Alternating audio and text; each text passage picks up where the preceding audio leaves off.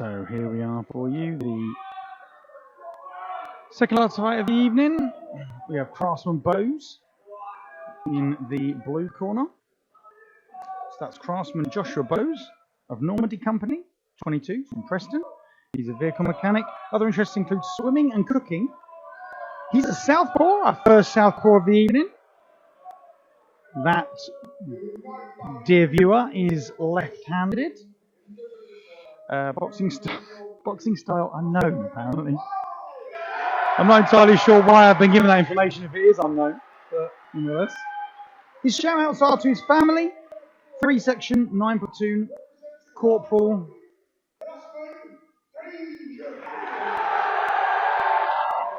Abdulhahi, and my girlfriend Imogen.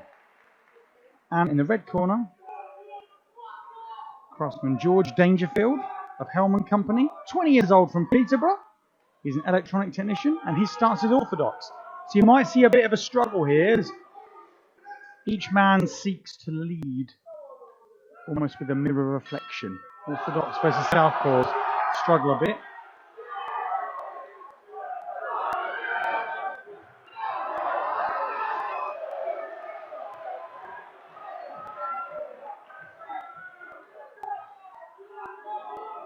So come out.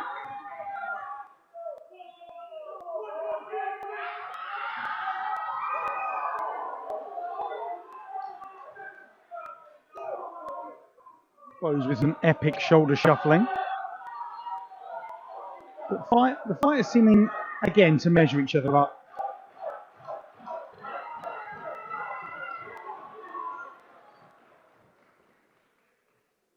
The crowd a big fan of how he ties his laces.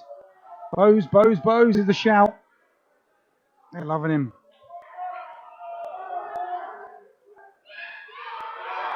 Good flurry from Bows.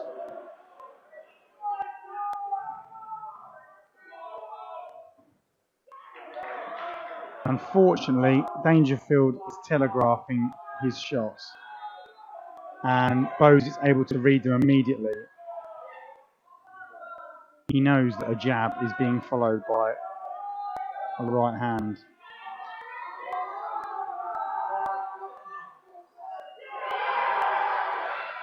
Good left from Bows, followed by some epic shadow boxing. Great movement from Bows. Dangerfield really struggling to lay a glove, literally, on Bows. Good shots from Bows, but good work from Dangerfield to get out of the way. He was against the ropes there. He's positioned himself against the ropes again, but no, a good flurry from Dangerfield. I think you have to give that narrowly to Bout. Narrowly. There was nothing dramatic about that win of that round for Bows, but ultimately he dominated the fight. He dominated the centre of the ring. And he landed the most shots, so save for a late flurry from Dangerfield. That for me goes down as a 10-9 round for Bows.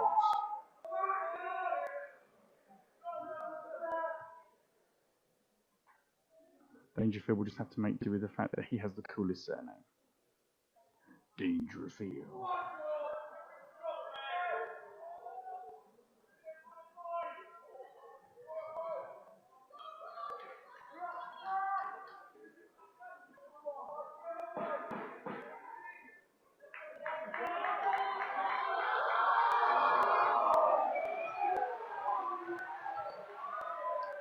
Here we go, round 2. What has Dangerfield got? What Dangerfield? What has he got? Good block. Good protection from Dangerfield there. He's got good movement. He's coming in and out. He's making sure that he's not getting caught, which was what he was suffering with in the first round. That's a good start for him. Suffered a bit there, but again, good movement to get out of the danger zone.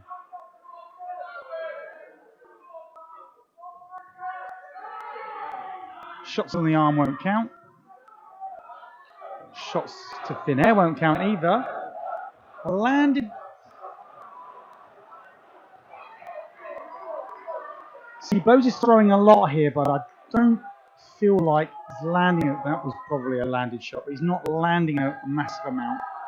Dangerfield doing a relatively good job of picking his punches, coming in and raiding for shots.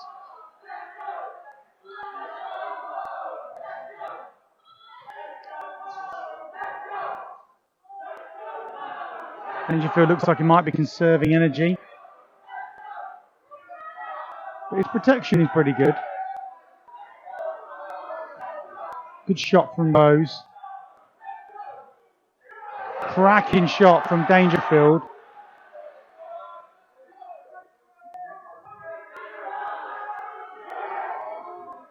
Again, Dangerfield knows what Bose brings here. He knows that a flurry can come in at any time. And he's trying to get in and out. In and out. That's why he's working his way around the ring. Bose struggling with that movement. And Dangerfield with a great guard. Protecting. Yeah. Now that, dear viewer, is a tough one.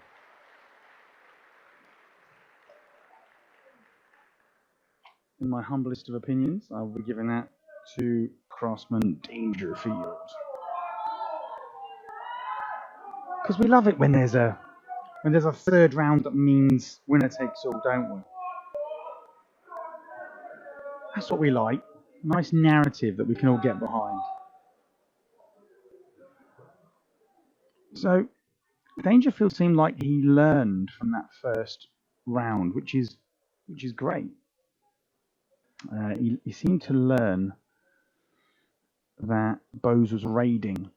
He was flurrying, and then Dangerfield started raiding in the second round. So we'll see.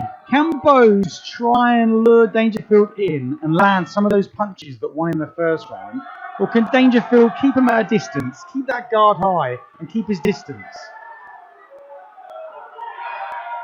So you see straight away Bose far more aggressive. Trying to get in, because Dangerfield has that reach. Even if it is just a couple of inches, he's utilising it. And Bose in that second round struggling to make up that distance. Whilst he's attacking Dangerfield, Dangerfield isn't throwing anything back. So maybe that's a tactic that he's been told to employ by his corner.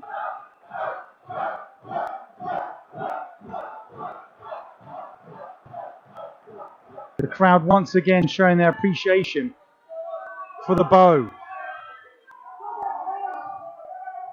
Dangerfield isn't much of a chant, is it? They'd only get about 5 or 6 in before the round ended. But see, Dangerfield here is still keeping that distance, which seems to nullify Bose. Bose struggling to come out with that same energy. He's doing well here, Dangerfield. After a pretty miserly first round. But see those flurries, they might win it for Bose. Caught 2 or 3 then. And Dangerfield just isn't throwing enough.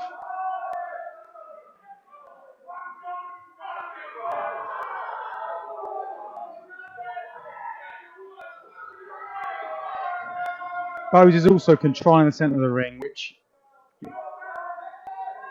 as said before, the scoring system that these judges are using, a domination of the bout by tactical and technical superiority. And Dangerfield's looking for openings, but Bose is dominating the bout. I think you've got to give up to Bose.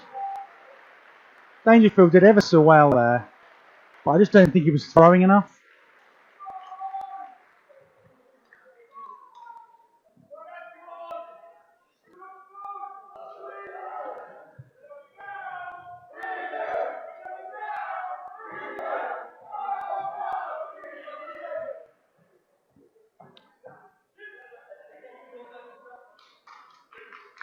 Very efficient referee there.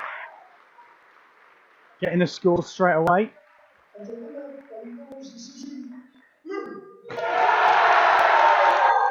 A well-deserved victory for Bout there. All in all, he was the most aggressive. He threw the most. He landed the most. Ultimately, a good win.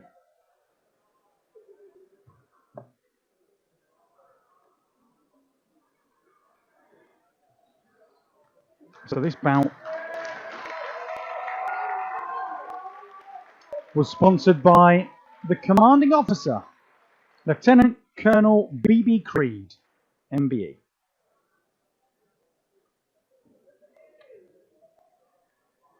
He'll be handing out the trophies to both boxers. Okay, we'll now do the prizes of Part 9. Without further ado, the runner-up, brass from Dangerfield.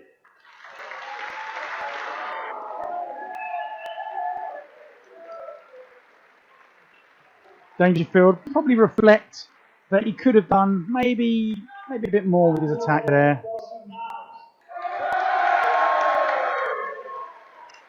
But Craftsman Bowles wins it. If the fighters contradicting me wasn't enough, I've now been contradicted by the MC. So Craftsman Bowles. So apologies. Apologies, Joshua. But you want to tell the crowd that actually they were shouting bows. So we move on. We move on to our last fight of the evening. It's our first and only heavyweight bout between